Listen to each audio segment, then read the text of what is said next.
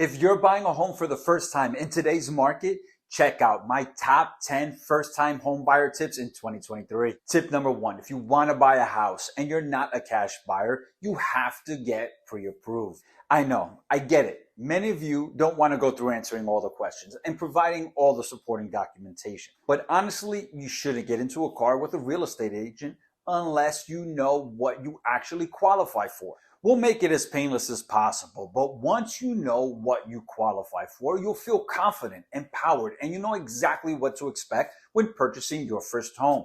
Tip number 2, what credit score is needed to get approved for a home loan? This is going to vary based on the loan type. Every loan program has a credit score threshold. Some lenders even have their own credit score threshold on top of what the loan programs are. It's good to know that there are loan programs out there that offer as low as a 580 credit score, but it's really not only about credit score.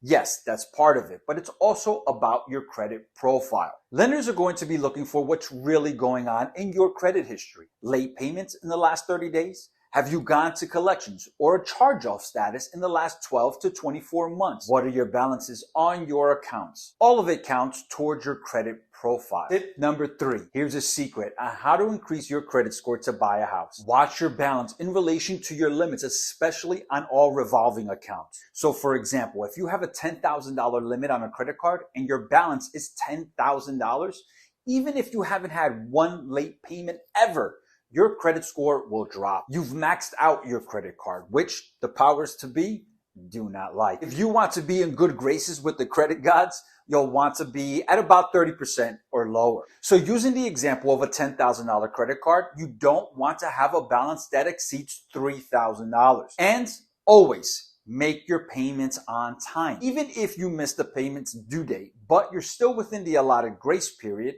make your payment. Once you go past the grace period and you've reached 30 days late, it will have a negative impact on your credit score and your credit profile. Tip number 4, you don't need to put down 20%. If you have it and that's what you want to do, great. But so many people I talk to, especially first-time home buyers, think that they have to put 20% down to buy a house. And that is just not the case. There are many loan down payment programs out there. There's down payment assistance programs, lots of different programs to get you into that home with less than 20% down. Tip number 5, down payment funds. A lot of people think it has to be their own money. You can use your own money. It can be a gift from a family member. You can borrow it against your 401k.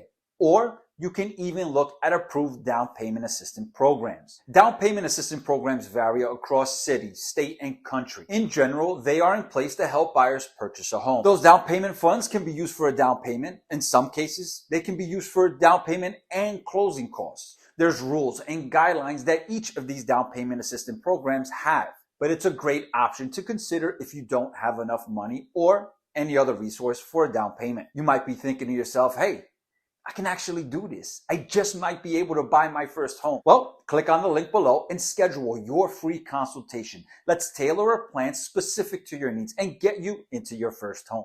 But wait, Roberto, didn't you say there was 10 tips? I sure did. Crush the like button, subscribe, and be on the lookout for the next 5 tips. Trust me, they only get better.